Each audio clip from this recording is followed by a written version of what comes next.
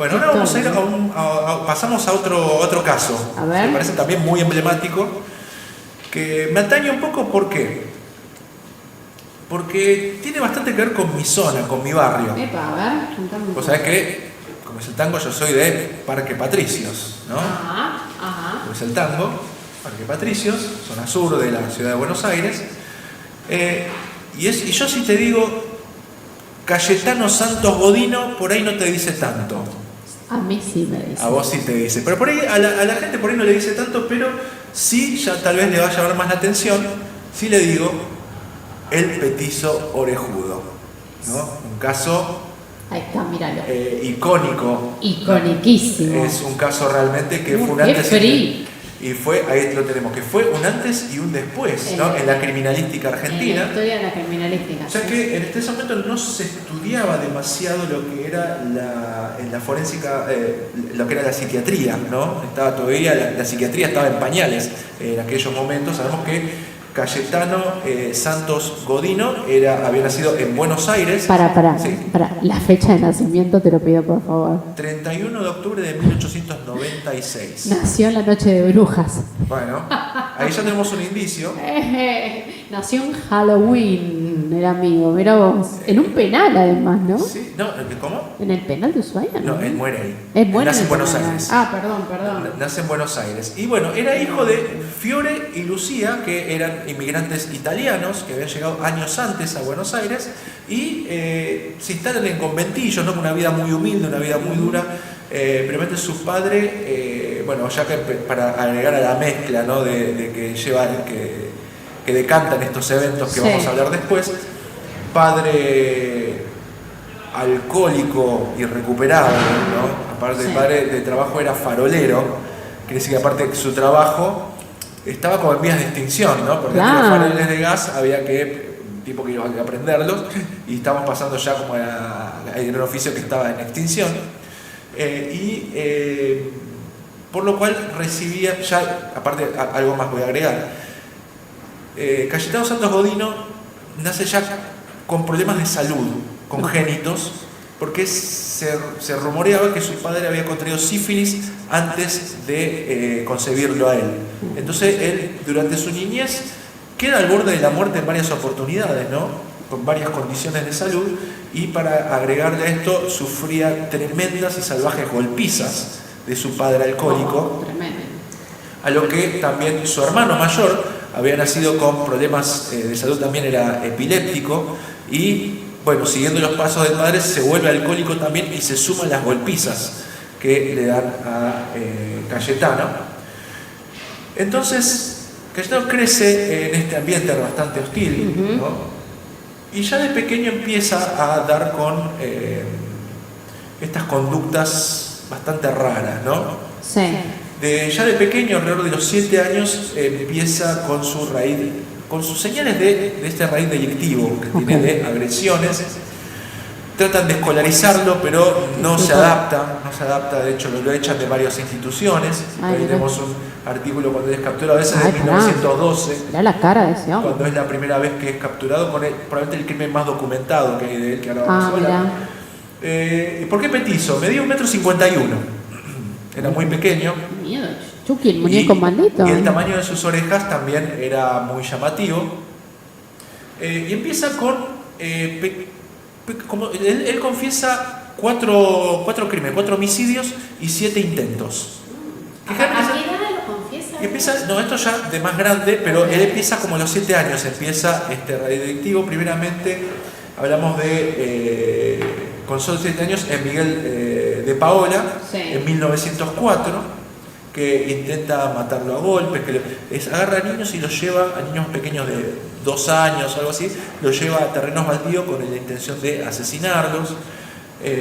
También un caso que pasó desapercibido, el de María Rosa Fase, tenía 3 años, el 29 de marzo de 1906,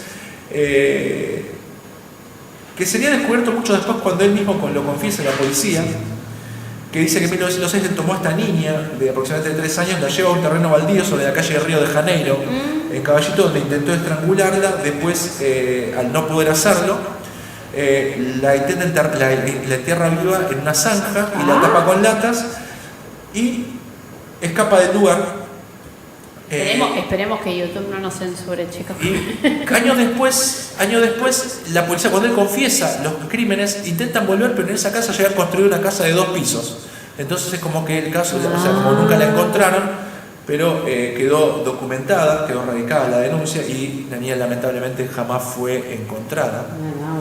Después hablamos que, bueno, tiene bastante, generalmente se dan con niños pequeños, ¿no? Estas que, bueno, intentan con, bueno, no voy a entrar mucho más en detalle. Básicamente para que no nos censuren. Claro, igual incluso en estos momentos su padre, después ya de sus primeros crímenes, su padre lo denuncia a la policía porque él encuentra también el tema del sadismo con los animales, que él encuentra una colección de animales con pájaros, por ser más preciso, como los torturaba y demás. Él encuentra debajo de la cama todos estos pájaros muertos, entonces lo manda a un reformatorio. Creo que el reformatorio de Marcos Paz, creo que lo mandan ahí, pero no sale reformado, sale peor. Sale peor, ¿no? Después hay un crimen que es a veces el más documentado, que es el de 3 de diciembre de 1912. También un niño que salía a la vereda a jugar, que lo tienta con caramelos, que le va a comprar caramelos para llevarlo a un terreno baldío, que si va con él le da... ¿Y él con 7 años? No, este ya era un poco más grande acá, ya era más adolescente. Pero este aspecto él se unía a los niños porque le daba como un aspecto amigable, tal vez a priori.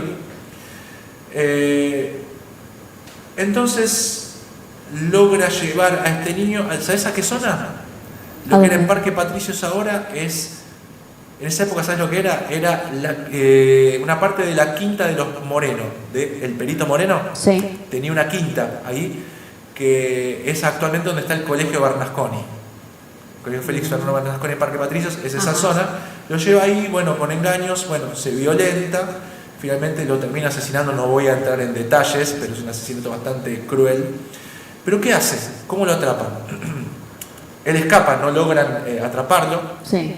Él sale impune de muchos de los crímenes o los intentos. ¿Pero por qué sale impune? Porque se escapa o miente y, bueno, era menor de edad, lo llevan a la comisaría y después vuelve a la casa. Y así sucesivamente. En sucesivas oportunidades, pero esta vez, ¿qué hace? Cuando va al velatorio del niño, él se presenta. Él va al velatorio del niño y bueno, ahí como se va llorando y ahí ya la policía había atado cabos. Y ahí lo atrapan y ahí se ve la foto que habíamos visto, que le sacan la foto de las manos y demás. Y bueno, ahí como que había que tipificarlo a este asesino, decían que era un degenerado, que era... Muchas teorías... Conspirativas. Claro, no, porque claro, es un personaje que vagabundeaba por la calle, también estuvo involucrado en incendios, él disfrutaba mucho del fuego.